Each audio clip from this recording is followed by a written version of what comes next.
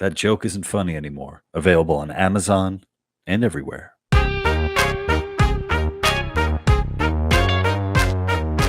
Hey guys, welcome back to the Lou Perez Podcast. I'm your host, Lou Perez, and I am so thrilled and honored and just so looking forward to this next episode because I'm joined by José Cordeiro. He is the author of The Death of Death. And for those of you who might not know Jose, he is a marketing genius. The man literally wears his work on his tie, in his hand, in his background. It's fantastic. Jose, thank you so much for joining me today. It is my pleasure, Lou, to talk about the future and to talk about my favorite word, which is immortality. Well, I like liberty, freedom, but even more immortality. Yeah. And it looks like, the both of us are alive. So right now we are beating death. I think we're winning. So. Yes, but the goal actually is even more interesting than that. The goal is to rejuvenate people. What I'm working on and what the objective is to have biological rejuvenation so that we can live indefinitely young, not indefinitely old. No one wants that, but indefinitely young. Yeah. And currently, so you're on tour. Your book has been translated into, I don't know how many languages, and you're in 15 languages. 15 languages. And currently, right now, you are in Russia. And I think it's fun. Yeah, look, the death of death in Russia. I'm going to take your word for it. That's what it says. Any of my Russian fans, feel free to get into the comments and point that out. And I couldn't help but notice that your trip to Russia it perfectly aligns with the election in the United States. Are you going to get back here before November 5th, or when are you planning on coming back to the U.S.? Later than the election, but it doesn't have to do anything with politics. This is a book about science. By the way, the name was changed in Russian. In Russian, it has a Russian name. It means death must die. It's like an order, in Russian. Death, you must die. Death must die. Also in Chinese, if you look above me, it's the name in Chinese. In Chinese, it means eternal life. Eternal life, because the word death is not good in Chinese. No one likes death in Chinese. So eternal life. And in Russian, death must die. Death must die. And yeah, I'm here with you. I am not a fan of death. And what I'm wondering is there, because you've been, on this tour, you've been in all these different countries. Is there a country that is perhaps closer to getting the cure for death, closer to getting to immortality? Is there a country that's doing it the best? Actually, yes, there are some countries. One is Japan. By the way, in Japan also the title of the book was changed, and it means the end of death. The end of death. That's the title of the book in Japanese. And it is advancing fast in Japan because it was actually a Japanese scientist who got the Nobel Prize in the year 2012 for rejuvenating a cell. He discovered that aging is a reversible biological process and that you can accelerate aging. I don't recommend it. You can aging, which is okay. But what is better is to reverse aging to become younger. And we know that this is possible since the year 2012 when Shinya Yamanaka got the Nobel Prize in Medicine. So Japan is actually doing a lot on rejuvenation technologies, also because it has the longest life expectancy in the world. Life expectancy in Japan is over 85 years.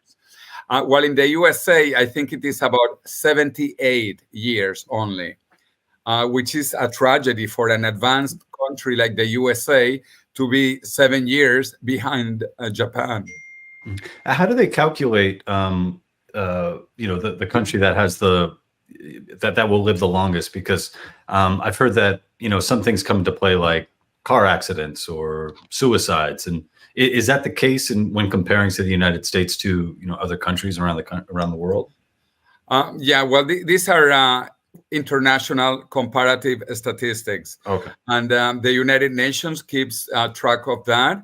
But you basically know when people are born, and when they die of any cause. It could be an accident, it could be a disease when they are young, or when they are old. So they compute these averages in each country. And there are also differences in each country. For example, sadly, even in New York, where you are, people living in Manhattan might live longer than people living in other parts of the city. I don't know the numbers, but I'm just guessing. The same in Japan. Japan has what is called a blue zone in the south in Okinawa Islands. The Okinawa Islands is one of the places in the world with the longest life expectancy.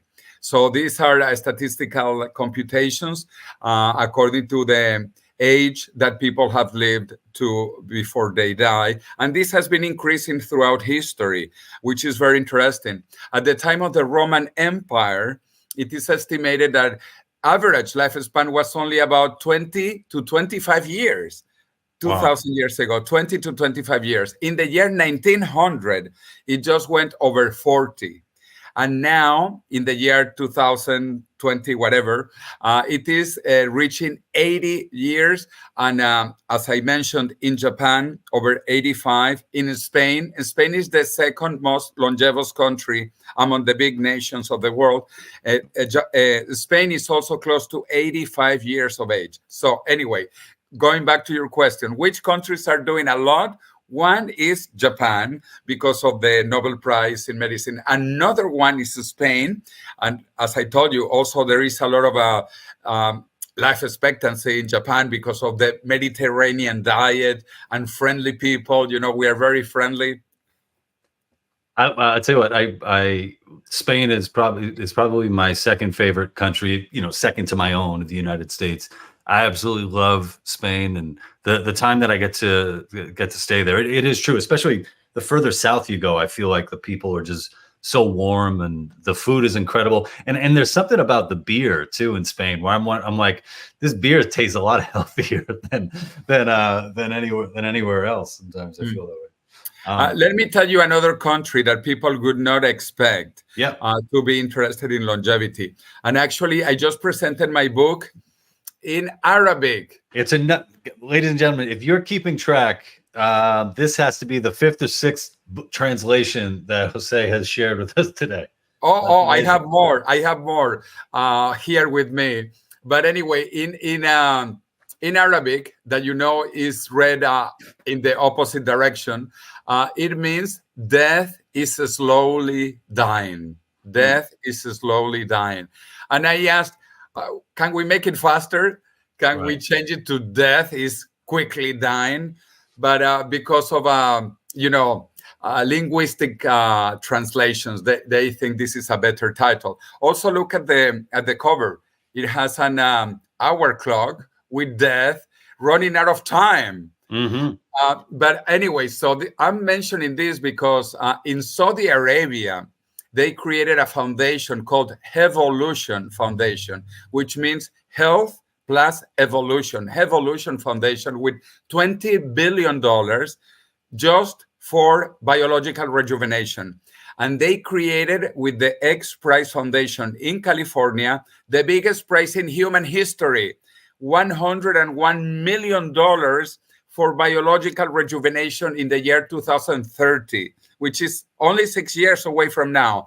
So the goal of this competition is that we should be able to rejuvenate 10 years or more by the year 2030. So this is incredible. This is really a game changer. It's creating a disruption all over the world. There are hundreds of teams from around the planet, which are startups, pharmaceutical companies, hospitals, universities, laboratories, individuals, participated in this prize. Already about 500 teams all over the planet. And half of the money comes from this foundation, Evolution Foundation. So even in Saudi Arabia, they are interested in curing aging and reversing aging. So Saudi Arabia, let me show you other countries. Spain, La Muerte de la Muerte. And then this is Bulgarian. It looks like Russian because it has the same alphabet, the Cyrillic alphabet, but this is Bulgarian. And it means the end of death, the end of death. So again, different countries, different titles, but the goal is the same, to kill death before death kills us. That's my goal, to kill death before death kills me. When did you get into this? When did you decide this was sort of an avenue that you wanted to take in life, to go down this route? A very good point, because I am an engineer from MIT, from the Massachusetts Institute of Technology, and I worked all my life in energy. And then I switched from energy to longevity about 10 years ago for 3 reasons. One is that the Nobel Prize in Medicine, Shinya Yamanaka, in 2012 discovered that aging is reversible. To me, this is the most incredible discovery in history. Everybody should know that aging is reversible. So that to me was mind-blowing, seriously. Number 2, sadly, that my father died. And when you have a relative so close, like your father who dies, it makes you consider many, many things in life.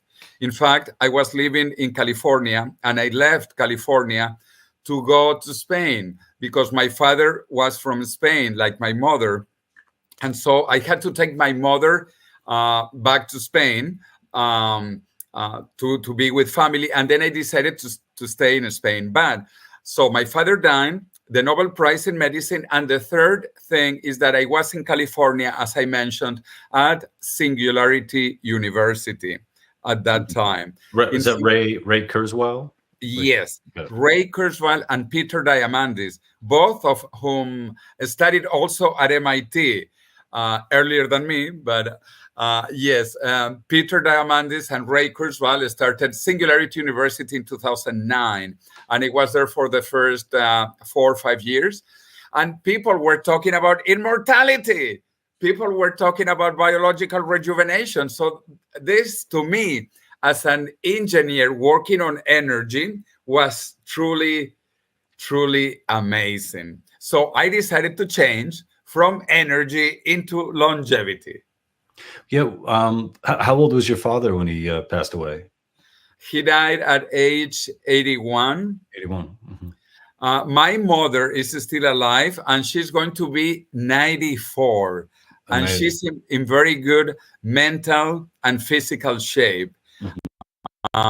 She should be better because the goal is rejuvenation. But she's doing well. She's doing well, even though she's going to be soon 94 years of age. Yeah, because my father is 33 years old. My dad's 75, and my mother, she just turned 78. And both of them have had health issues over the years. And one of the things when talking to my dad, when my father was 8 years old, his father passed away very young. And he was a smoker, so he had I believe throat cancer, and my dad often will kind of map his own future, I guess future demise onto the fact that his father died at 56. So part of my dad says, my father only made it to 56. I'm at 75. Very thankful, to be where he is. But when it comes to parents, and you see, you described just how close that is, especially when someone very close to you dies. I was asked if I had a wish, what would that wish be? And I said my wish would be that my parents were 40 years younger.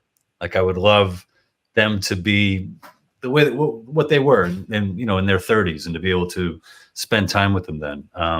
So with this stuff, as far as rejuvenation, because like you said, it's not just about living; it's about living well and Thank God your mother is all there, in body and in mind. What are some of the things that people are doing now, or that you yourself are doing to help you get closer to the death of death? Yes, and the death of death has to do with what we call longevity escape velocity. Longevity escape velocity is this idea that soon, very soon, in a few years, we are going to gain 1 year per year we survive.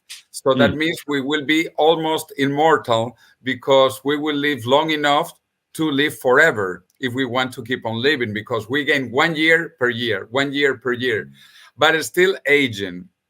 And Ray Kurzweil, because you mentioned him, Ray Kurzweil talks about 2029 to 2030. So if we make it to 2030, which is also again in 6 years, we should be able to gain 1 year every year we survive. So we will be living longer and longer, but still aging until the second date that Ray Kurzweil gives, which is 2045. In 2045, he says that we will have biological rejuvenation for everybody who wants it. Biological rejuvenation, which is the goal. And I personally plan to be alive, not only in 2030 to reach longevity escape velocity, but also to 2045 to go through biological rejuvenation. So how can we make it to 2030 and 2045? Ray Kurzweil, in a book that is called Fantastic Voyage, Live Long Enough to Live Forever, he talks about 3 bridges to immortality. One bridge that takes you to the second bridge, that takes you to the third bridge, that takes you to immortality. So what is the first bridge? The first bridge was in the 2010s, and basically do what your mother told you. Eat well, sleep well, do exercise, don't drink too much, don't smoke, etc., etc., etc. Things that we know that work, and your mother tells them to you. So that's bridge 1. That makes us live until bridge 2, which is now in the 2020s, with the first biotechnology therapies. There are some therapies that are being developed.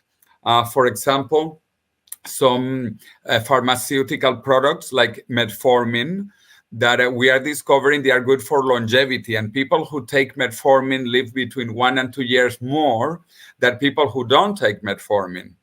Not just diabetic people, because this was originally for diabetic people, but it was discovered that it is good for everybody. Everybody lives on average longer taking metformin. So I have been taking metformin for about 5 years. Another biotechnology therapy that I like to mention is rapamycin. Rapamycin makes animals live about 30, 40, 50% longer. And now it is undergoing human clinical trials, not just on animals. We need to check if it works on humans.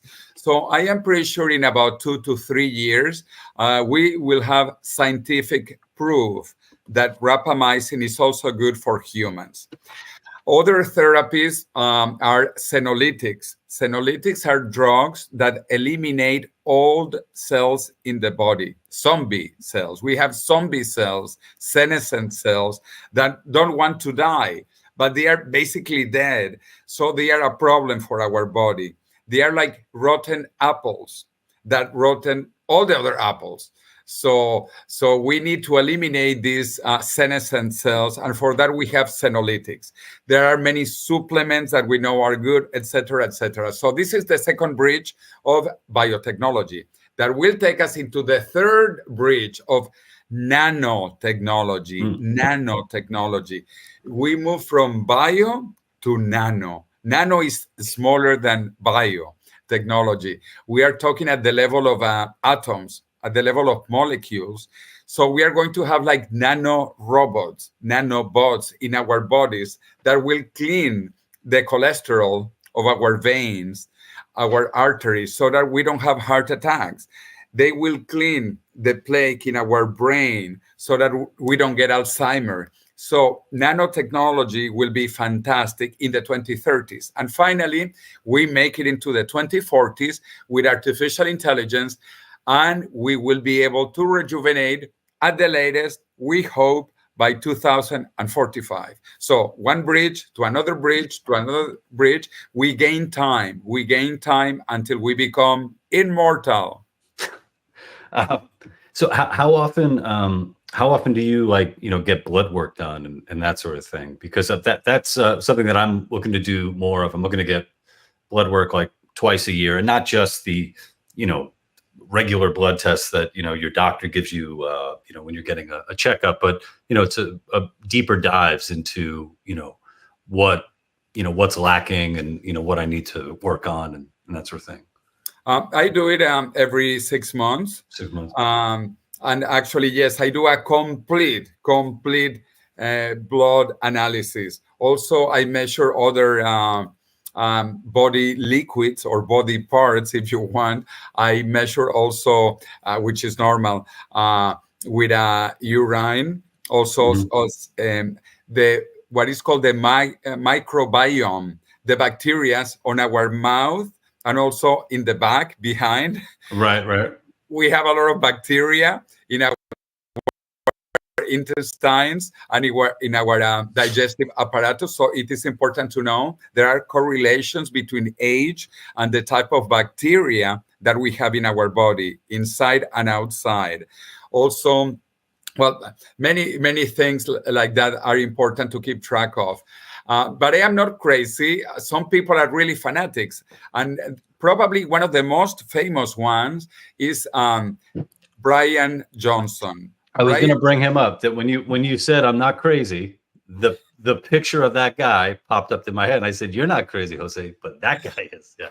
Yeah. Bryan Johnson is probably the most famous biohacker. He's hacking his biology. He's hacking his body, his health. He's doing it with his money and with his body. So I find that okay. If you are willing to do with your body and with your money what you want to learn and to experiment on yourself, is fantastic. So, but he's not crazy.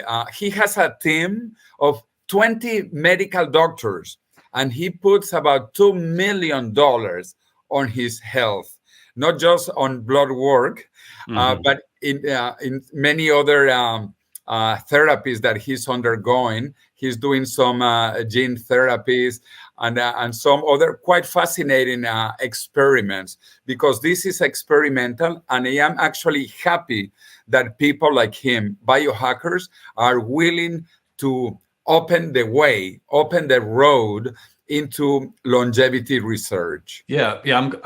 It's definitely overall, I think, a good thing that he's doing that kind of experimentation on himself. The one thing though, when I see him, I'm like, he doesn't look that young. I don't. It's sort of. I'm 42, and I'm looking at that guy, and I'm like, oh, he looks like he's like, close to 50. I don't know. There's something about. He's 46. He's 46. I thought he was older than 46 just by looking at him, because there's like a pallor that he has, and his hairline and shit, and whatever. But I'm happy he's doing it. What about you? How old are you, Jose? I am 62. You look great. You see, you look great though. That's the thing. Bryan needs to learn from you, because you're looking good at 62. Actually, me in my tie looks even younger. Yeah. Because this picture is from 4 or 5 years ago, before the pandemic. So I do look younger in my tie than in myself. Well, I appreciate you not being naked for this this conversation, because you could be like, yo, Lou, I look real young. You're when you do. Well, this is one thing that Bryan Johnson does. Let me tell you, this is quite fascinating. I just interviewed him a few days ago. Oh, okay. On a podcast as well. And he's the most measured person in history. He measures every part of his body. He measures his glucose levels, his urine, his blood, everything, including his penis. Of course, you got to measure your penis. Yeah. Yes, at night he puts like 2 little rings to measure his nighttime erections. And he says publicly that he has bedtime erections similar to an 18-year-old boy, like his own son. He says he has erections better than his son. Well, that knowing that you have erections better than your son, that's something. Does he say how big it is in centimeters or inches? What's he walking around with? No. maybe he keeps that secret. That's a little secret. That's kind of interesting. I have two sons, and my two sons, one of the things about their penises, and this is the only thing I'll say about my son's penises, is they're not circumcised. Dad, I'm circumcised. My parents made a mistake, but we kept them. Yeah, the death of death. With my sons, it's the death of circumcision. No circumcision for my boys. Because now they get to live their own life. A lot of dads, I guess, want their sons to have a similar looking penis, but not me. I said, no. You guys go your own way. That's it. Well, let me tell you also, I'm not circumcised because in Spanish culture, it is not, or it wasn't at that time, it was not common to go through circumcision. So, I'm like your children. You see, that is why I look young. It's the el cuero, right? Little, I call it a little limón ibérico, and I just keep a little bit on there. Yes. That's funny. So what I find interesting is it seems like now more than anything, more and more people, even like the lay person, is more interested in their health, and whether that's using supplementation, changing their diets, exercise, of course. More and more people are doing what they can to, live healthier, longer lives. But then I look at a country like Canada, where now instead of, universal healthcare, it seems like they have universal death care as well, where you can go to Canada, or you could be a Canadian citizen, and you can rely on the government to euthanize you. So while, Jose and other engineers and people are trying to live longer, happier lives, in Canada, they're like, oh no, we want to make it easier for one to not defeat death, for death to defeat the individual. So what do you make of that? What are your thoughts on that? Well, actually, I think we live in incredible times. We are in between the last mortal generation and the first immortal generation. So it has never been good to die, never.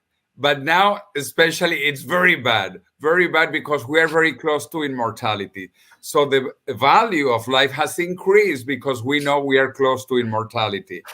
I am saying this because still people will die, sadly, in the next few years, 5 years, maybe 10 years, also because of accidents. And if you die, then we have plan B.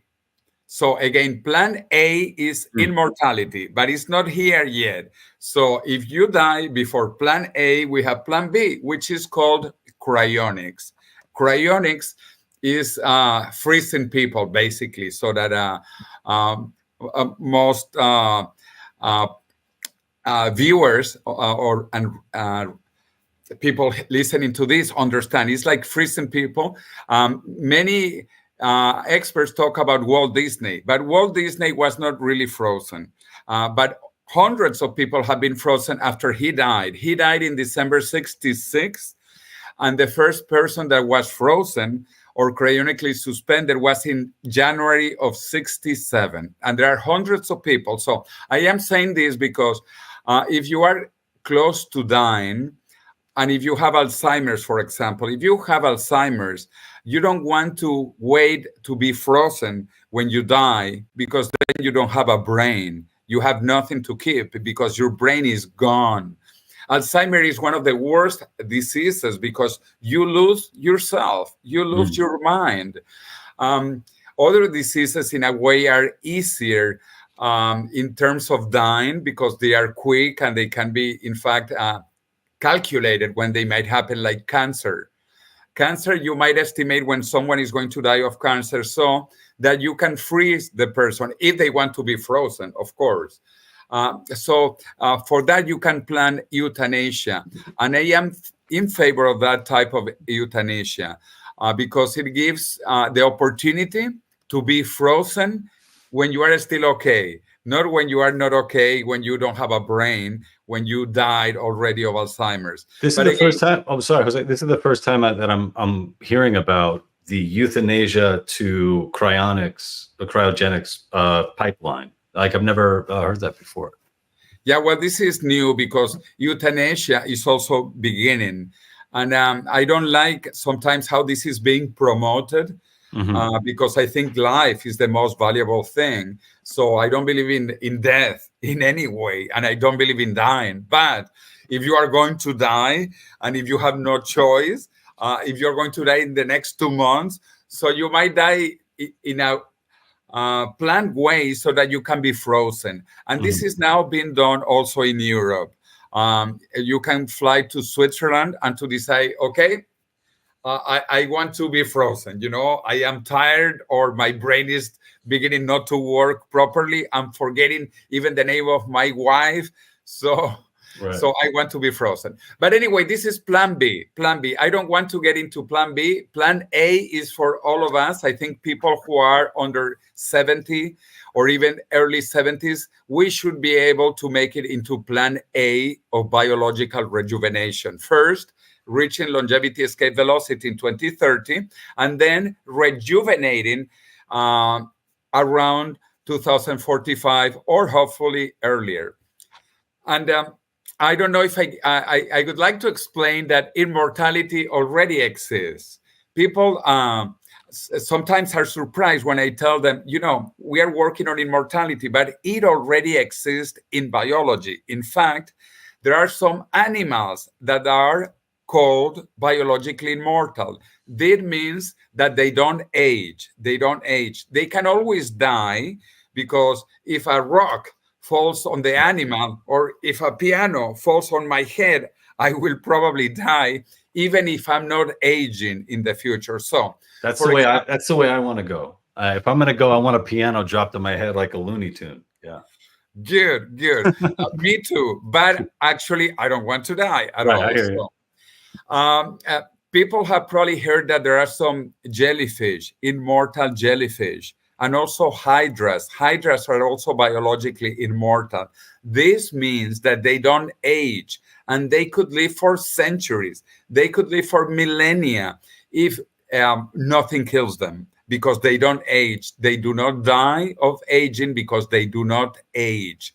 But besides these animals and some other small animals, we in our bodies have cells that do not age, like germ cells. The germ cells, which are used for reproduction in our bodies and in all multicellular organisms, we have two types of cells.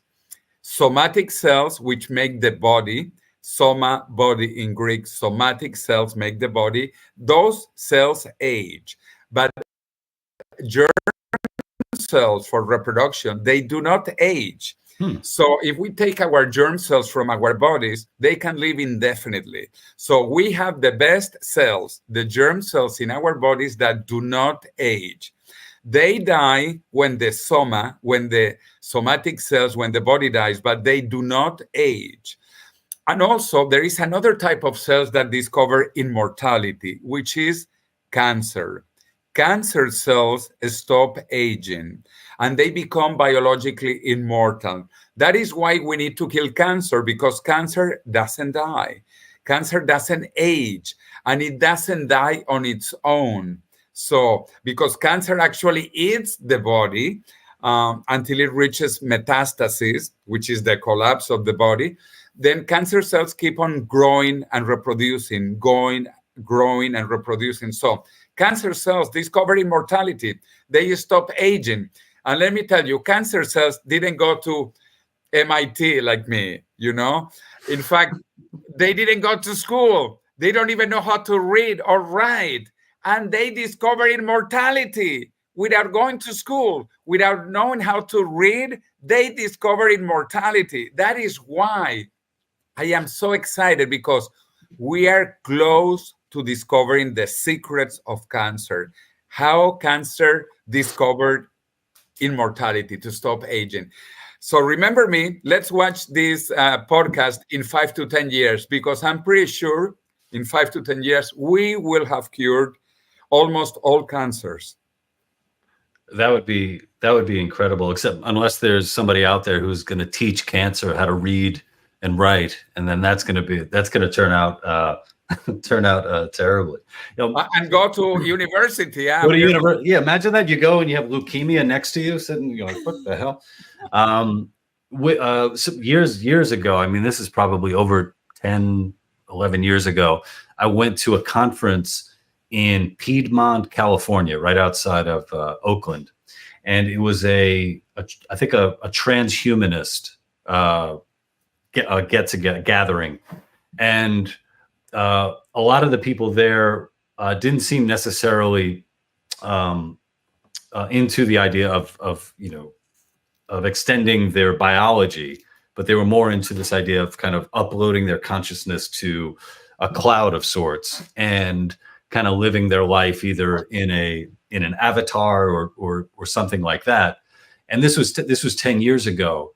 And I remember at the time looking around the room and thinking, most of these people aren't even going to make it to the year 2025, let alone 2045. So, with that, I mean, that's a bummer, right? I mean, it seems like, the people being born today are more likely to achieve that dream of the, immortality than, someone born in, the 1960s, Yes, I have been born in 1962. That is why I am 62 years of age. But you are making a very important point, because we are going to reach immortality, not just once, but twice. Why? Because we are going to have biological immortality through biological rejuvenation, thanks to the secret of species like the immortal jellyfish, the immortal hydras, or also lobsters. Lobsters are biologically immortal. The problem is they keep on growing and growing and growing, and they are so tasty. I was going to say they're so delicious. That's their own fault. If they weren't delicious, we would just let them go. Yes. And they are vulnerable when they keep on growing and growing, because they need to change their clothes every year, because they outgrow their clothing, to put it that way. So they are vulnerable for a few days when they grow their new, how do you call it? Shell, carapace. Yeah, the shell, whatever. So they are vulnerable. And also, if another animal decides to eat them, like humans. So, but also it was discovered that lobsters are full of stem cells in their body. They are some of the animals that have more stem cells, which are fundamental for life, and that make lobsters to keep on growing and staying young. Lobsters, people have estimated lobsters of 100, 120, 150 years old lobsters having little lobsters. They are active sexually. At age 120, they don't lose any of their capabilities, even when they are big lobsters. Dirty old lobsters. Yes. Still having kids. So what are no. Let me go back to the two types of immortality. Please. We will have biological immortality, and this, again, we know that immortality already exists in biology. That is why we are not talking about something science fiction or something philosophical or religious. No. Biology already invented immortality. And there are immortal cells and there are immortal organisms. So we will have that biological immortality. But additionally, we are going to have computational immortality. We are going to be able to read our minds. And Neuralink, this new company by Elon Musk, Neuralink wants to read your mind. And once it reads your mind, you can upload it into the cloud or create a robotic body for your mind.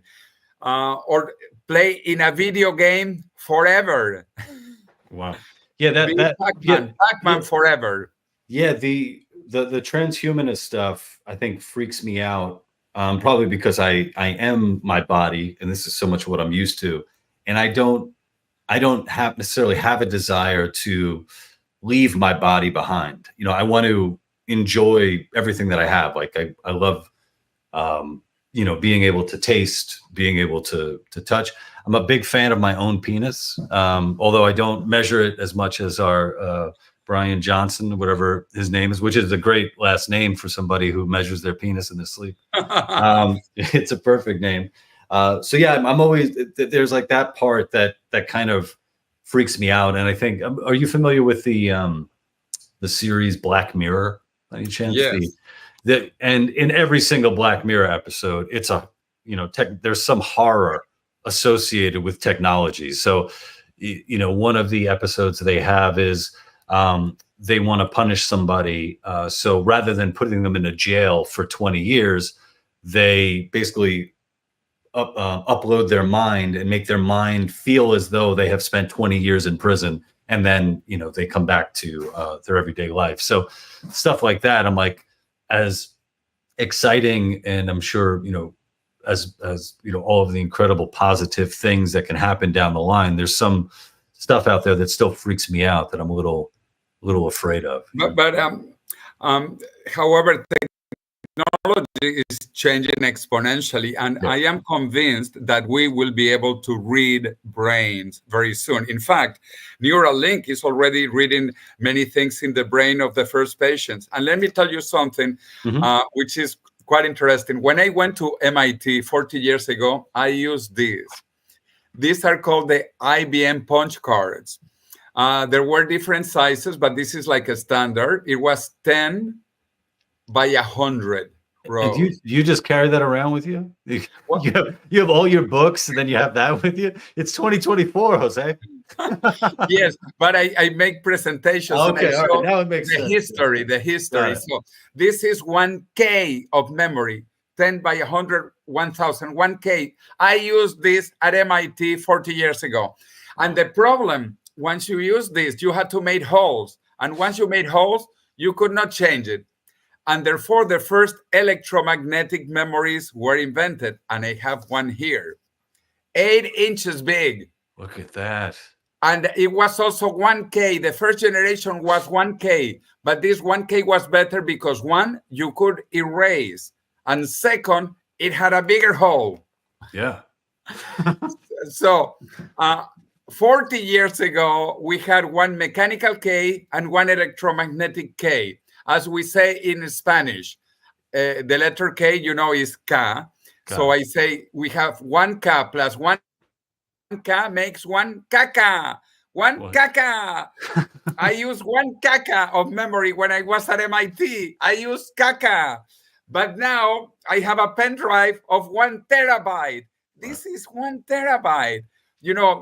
I moved from caca to terabytes. And this keeps on going. This is exponential technologies.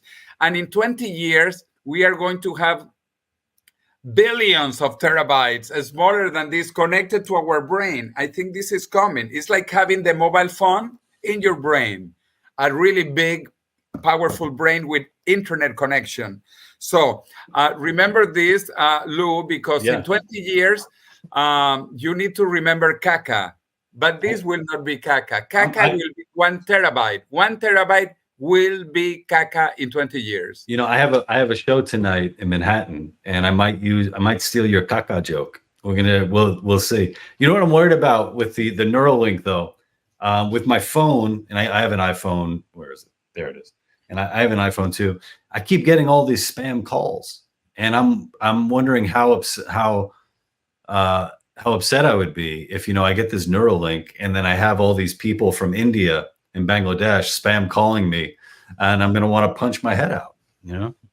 Well, you will have a personal digital assistant that will filter the messages. So don't worry, because there will be messages from India, from Pakistan, as you said, from Nigeria, Ethiopia, maybe Mexico, Brazil. Yeah. That would be, man, the future is, I'm happy that, even the scary stuff, you're delivering it with a smile and so much positivity, Jose, that you're disarming me, that, you know what, I think I'm going to go into the great, future that we have, with a, more of a positive outlook, for sure. So one of the things I wanted to talk to you about, this is something that, I found out when we were in Las Vegas together at the Freedom Fest.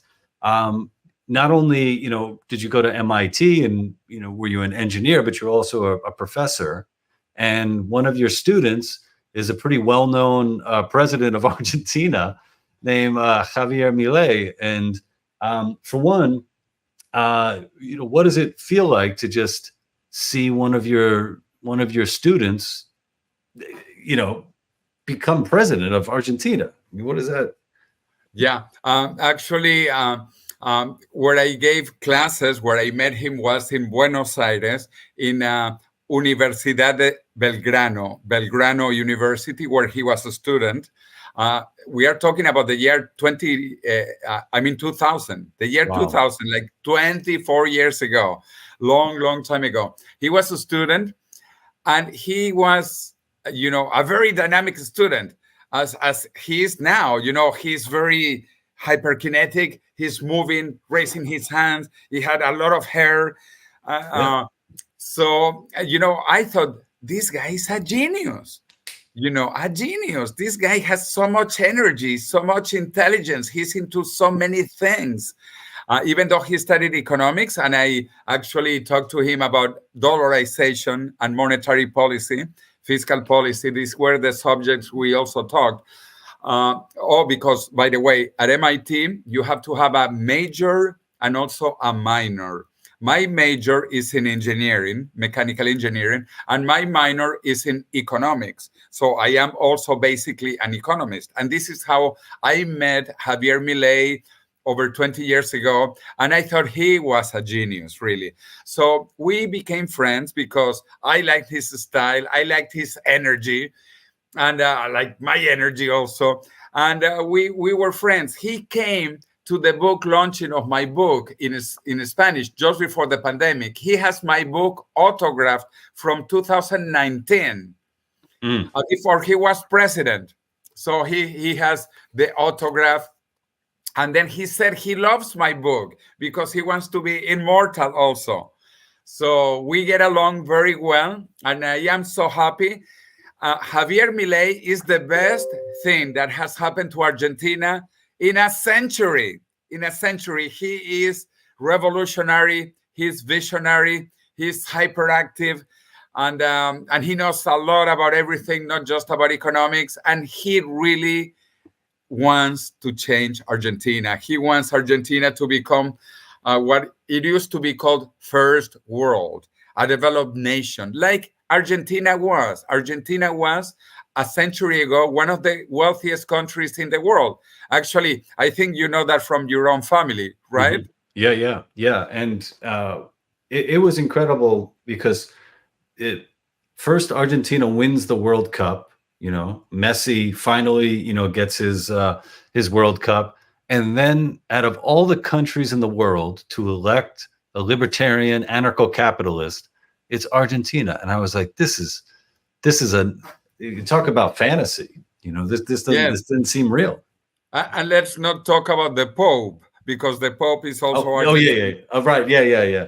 Although I think people have been asking, there's that quip. They're like, oh, is the Pope Catholic? And now people are like, wait, is the Pope Catholic? Because he doesn't seem to be. He doesn't seem to be at this point. Well, actually, you could say, and is the Pope socialist? Right. Yeah. So what do you? So you're from Venezuela originally, and then you grew up in Spain. Is that how? Well, actually, this is kind of interesting also. My parents are Spanish, but they left Spain when Spain had a dictatorship, Francisco Franco, for 40 years, and Spain was very poor. Spain was poor and a dictatorship, and Venezuela was very rich and a democracy. So imagine, When I was born, Venezuela was a democracy and very wealthy country, and Spain was poor and a dictatorship. And now, as we say, the tortilla turned around, and now Venezuela is dirty, poor, and horrible dictatorship, and Spain is relatively democratic and relatively wealthy. So you can see how changes can occur very quickly. And you can go rich very quickly, and you can grow poor also very quickly, like it happened in Venezuela. So that is why I am optimistic about Argentina and about even Venezuela and about humanity. Because once we begin applying good economic policy, which is freedom policy, libertarian policy, countries grow fast. Mm-hmm. And have you? When do you think? I mean, there are a lot of predictions, like you say, as far as reaching those milestones towards longevity, towards immortality. How soon do you think a country like Venezuela can turn itself around, or how soon before the socialism is dumped in the trash can of history? Well, I like to do technological forecasting because it is more predictable. In fact, let me go back to caca. Yeah, show me. Let's get the caca again. This is caca. Do you remember how much was this? 5.25 inches. This was 512 cacas. From 1 caca to 512 cacas, and then 1.4 mega. We went from cacas to mega, and now we have tera. So technology is relatively easy to forecast. Politics is crazy. Well, who knows what is going to happen in the USA or in Russia? I am in Russia, so I should not speak very loud. I was saying you're being a little loud, Jose. I don't know which room you're in. Yeah, I am in the hotel room here. But anything can happen in Russia also. In fact, many websites here are blocked, like Twitter. There is no X here. There is no Facebook. There is no LinkedIn. And I use all of this to stay in touch with my friends. And I cannot see them in LinkedIn, Twitter, Facebook, unless I use VPNs, virtual private networks. But I don't like to use them. And for 1 week, I say, okay, I will wait 1 week to stay in touch with my friends. But, Zoom or this streaming system, StreamYard, are not blocked in Russia. Anyway, talking about political forecasting, very, very difficult. Very difficult. But I am optimistic, and I believe that the world is becoming so much global and so much more interconnected, exponentially more so, because everybody has a mobile phone. Everybody, even in Cuba, in North Korea, people are beginning to have mobile phones because they cost, if you buy a Chinese one or an Indian one, you can get them for $20. So I think the world will be more connected. People will see the realities in the good countries versus the bad countries. And I'll tell you another one. Talking about good and bad countries. I have 2 passports. Look at that. I have the Spanish and the Venezuelan passport. The Spanish I use for the good countries. And for the bad countries, I use the Venezuelan passport because they have agreements. The axis of evil countries have agreements. So no visa required. Let me show you. I came into Russia, no visa. No visa? No. You see, this is my stamp. Anyway, it doesn't matter. The point is that they just put the stamp. But if I came with the Spanish one, I need a visa. And it takes months to get the visa if they give me one, and it costs $200. With the axis of evil passport, no cost and no visa. I had no idea that this was going to turn into a travel hack show. This is how you get around, ladies and gentlemen. Well, Jose, where's your next stop? So you're in Russia now, and I'm sure everything's going to be good. Whatever agent they have assigned to you to listen to your conversation, they're going to be very happy. Where's your next stop? I am actually going to Texas from here because there is a new cryonics experiment being built, which is called Time Ship, to go into the future. I will be there for 5 days, and then I go to Dubai and Abu Dhabi because they are interested in longevity. Remember, in slowly killing death, even though I could kill death very quickly. I don't like death. I am an enemy of death. You grab death right by the throat and say, "Get out of here." Yeah. Yes. Well, on your travels, if they ever need a comedian, let them know that this comedian does not like death whatsoever. And I'm riding right alongside you. Beautiful. I want to see many jokes about killing death. Yeah. Hell yeah. That's right. Ladies and gentlemen, I have had the honor, the privilege of speaking to the author of The Death of Death, José Cordeiro, who is now blowing up a balloon that he will explain to you right now. Yes, this is my campaign in Spain, which is called Stop Envejecimiento, which means aging, stop aging. So my goal is to stop aging and then reverse aging. So I like to tell my friends, we need to kill death very quickly. We are between the last mortal generation and the first immortal generation. And I am a Trekkie. I am a fan of Star Trek. So, I always say goodbye like this: live long and prosper. That explains our emails, which you've been ending with that. Live long and prosper. Jose, I got to tell you, I've enjoyed speaking to you in person. You're the type of person, like I said before, you bring a lot of joy to this, which I think is so important, and a positive look towards the future. And I hope everybody who listens to me and watches this will go and pick up the book. You can pick it up in any language. I mean, really any language. José Cordeiro, thank you so much. Thank you. Live long and prosper, my friend.